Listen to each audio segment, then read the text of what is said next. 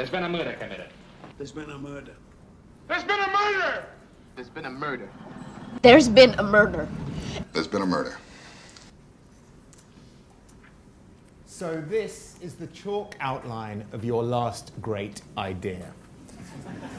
Or perhaps it's the one you're working on right now, the one that seems great in the boardroom, but is destined to die on arrival in the real world. Because make no mistake, we are all witnesses, or even accomplices, to a crime. Study after study shows that between 70 and 90% of all corporate innovation fails. 90%. And that has been consistent for decades, right? No matter how many agile methodologies or advanced technologies that we bring in. Now we're going to have AI, right? But does anyone really believe that that is the silver bullet? The evidence is overwhelming. We are standing in the middle of a corporate crime scene that is costing us billions. Good morning. And welcome to the Global Innovation Forum 2025. As Max said, I am Tom Ellis. I have the privilege of once again being your chairperson for the next couple of days. And it's going to be a great couple of days. When I am not doing this, I am CEO of Brand Genetics. We decode human behavior. And we do that in partnership with some of the world's leading businesses, helping them unlock growth. But enough about me.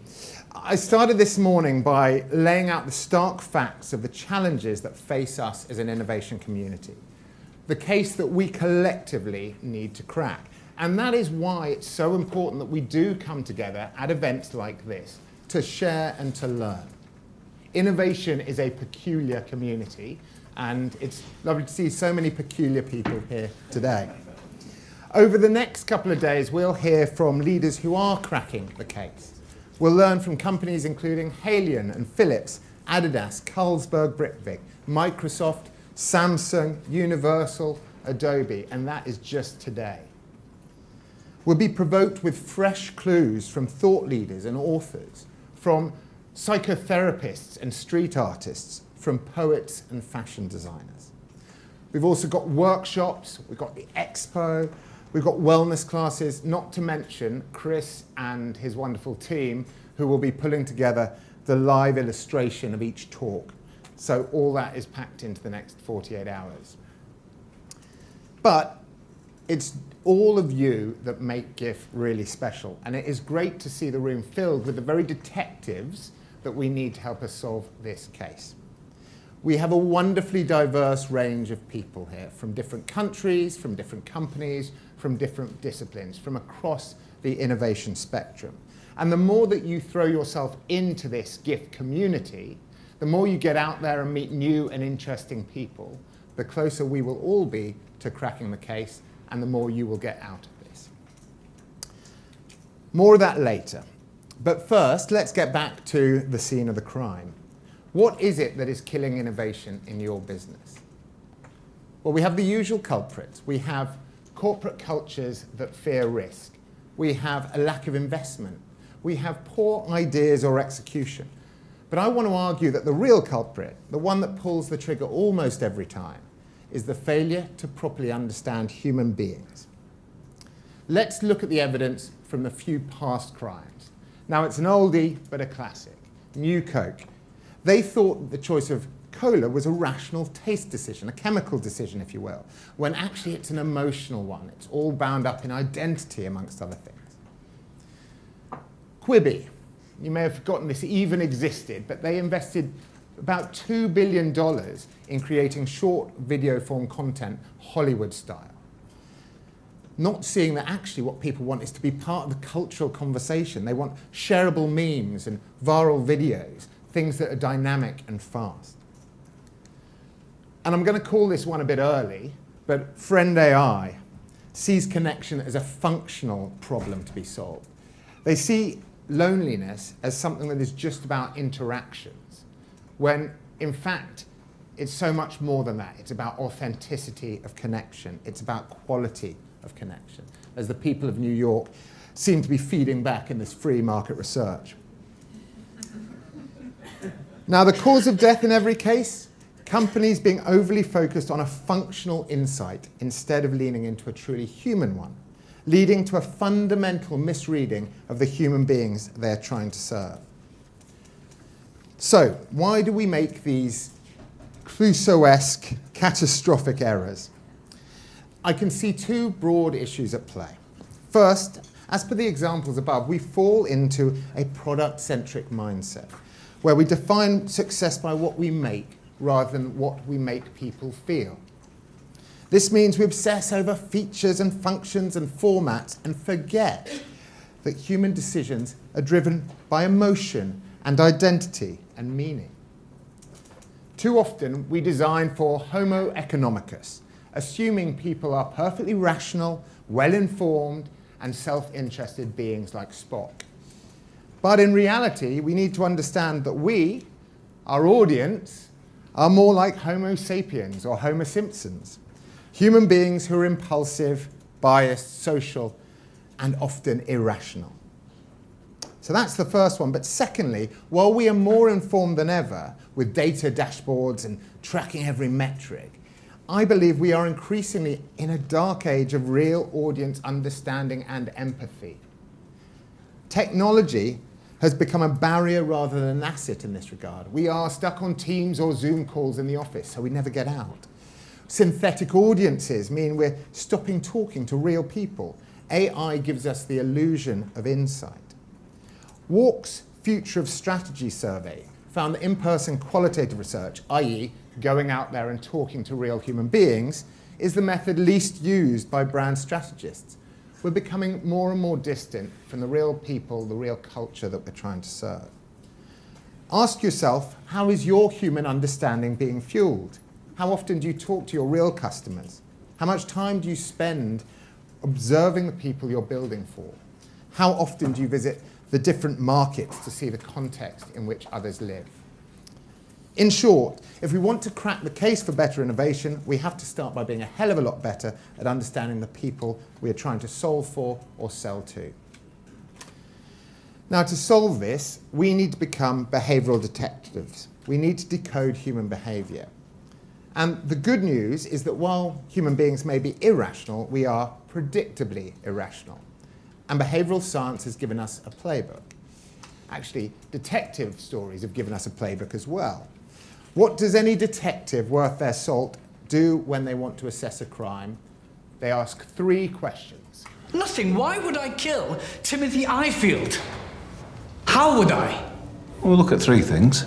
Opportunity. You were there. Means. Tim's not a big fella, not a fighter. They were nice in the flat. Motive. You believed he was having an affair with your wife. No, look, no, this is all Roz. She's trying to frame me. I'll let you watch the series to figure out the rest of that. But the fundamental questions: did the suspect have the opportunity? Did they have the motive? Did they have the means? These are actually behavioural questions. At Brand Genetics, we use a simple framework for this. We call it DNA, and it stands for drivers, which are the motives, enablers, the opportunity, and abilities, which are the means. These are the science-backed, evidence-based building blocks of human behaviour. So let's look at how we can use this approach to get the depth of behavioural understanding we need to prevent those innovation murders. First of all, drivers. This is the motive, if you recall. The engine of all our behaviour is our motivation. But as any good detective knows, the real motive is often hidden, the so-called can't say, won't say. So we must look beyond the rational reasons that people might give us to uncover the deep-seated emotional needs, desires, and conflicts that truly drive their choices. Let's look at the Nespresso case. Now, the obvious motive here might be, I want to make a coffee. But if that were true, the business would have failed. The real motive here is, we're packed house, great, but find some room. The real motive here is the deep human desire for mastery without mess, if you will. With the simple push of the button, Nespresso allows you to create a perfect, consistent cup of coffee every time. Nespresso didn't sell you a coffee machine. They sold a guaranteed moment of mastery before you'd even left the house. When we came up with Cadbury's Little Treasures, it was inspired by the insight that Kinder Eggs weren't chocolate. They were actually a gift. The chocolate was just the wrapping paper. So to compete, Cadbury had to think like a gifting company rather than a confectioner. Second is enablers. This is the opportunity. In innovation, the context which behavior takes place in is so critical. We must understand the external forces that facilitate or block behavior. We must examine the powerful influence of social norms, cultural codes, and physical environment. Often the biggest barrier to behavior isn't the desire, but a context that works against it. So for decades, QR codes were a bit of a joke, right? A solution without a problem. And then we have a global pandemic. I bet if you're making making QR codes, this was wonderful. Because suddenly every restaurant, every bar needed a touchless menu.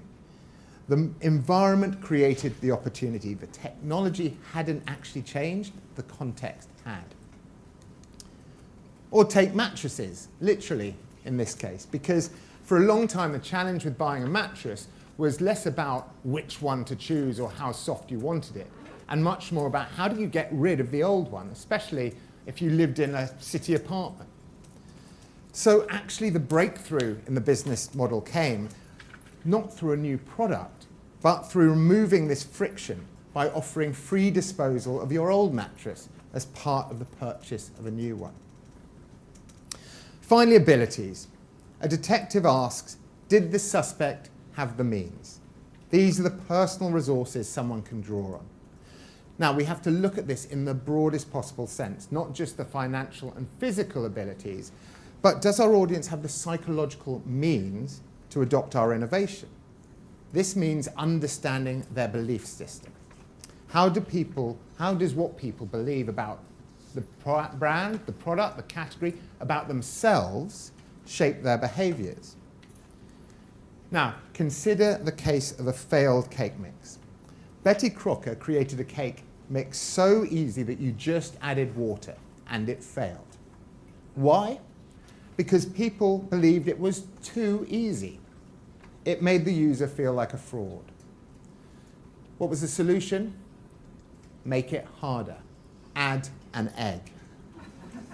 This one small step gave the cook a psychological means to feel like they were baking. It gave them ownership. And it gave the rest of us a great little acronym. But that's where it comes from. With Stella Artois, we understood that although drinkers enjoy the refreshing taste of Stella, many felt they had to order a craft beer in order to appear cool and sophisticated. They lacked the social means to drink what they actually enjoyed. Our solution was unfiltered. By creating a hazy Stella and borrowing from the language of craft, it provided the perfect alibi. It gave drinkers the psychological means to order the taste they loved, disguised in a fashionable clothes of a craft beer. Right. We are now going to run a live experiment and put this into practice so we can kickstart that wonderful gift community. I want you to get up and find someone you haven't met before. Introduce yourself and try and discover their innovator's DNA. So this is your clues, your ice-breaking clues. What are their drivers? Why are they here at Global Innovation Forum? Yeah, what's their real motive? You might have to dig a little. What are their enablers? What in their environment helps or hinders them in innovation? And then what are their abilities? What are their special skills or expertise or perspectives that help them be a great innovator? So I'm going to give you 3 minutes. Mix and mingle. I'll shout very loud and then you have to come back and be quiet again. But let's go for it. Nice to meet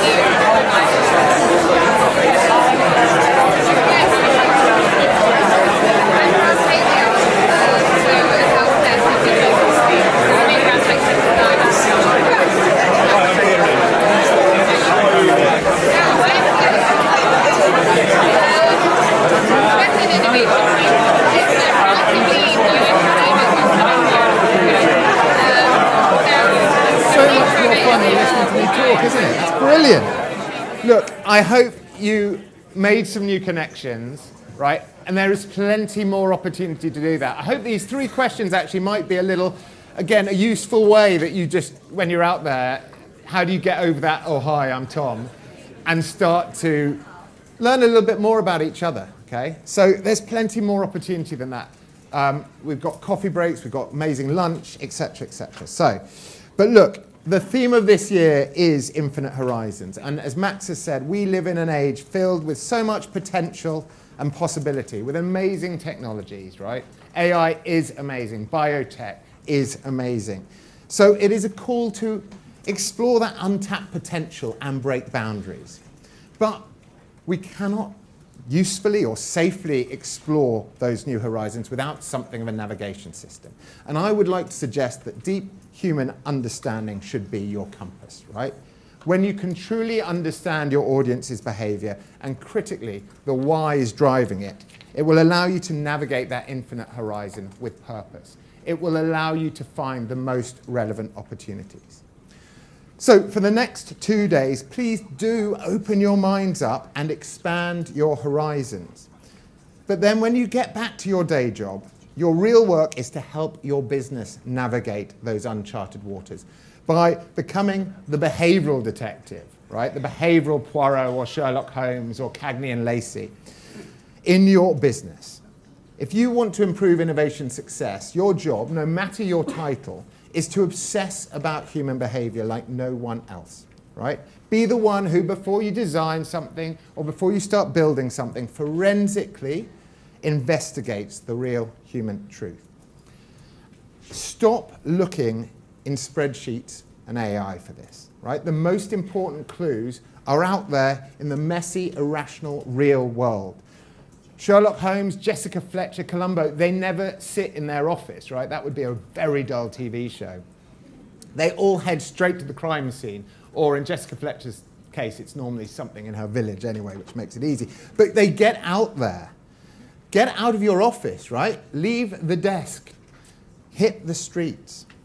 Talk to some real people, some real Homo sapiens. See the context in which their behavior takes place. Do not just assume. Understand their motive, their means, their opportunity. Decode their behavioral DNA. And please don't, just stop at the obvious. We all know it's never the obvious suspect.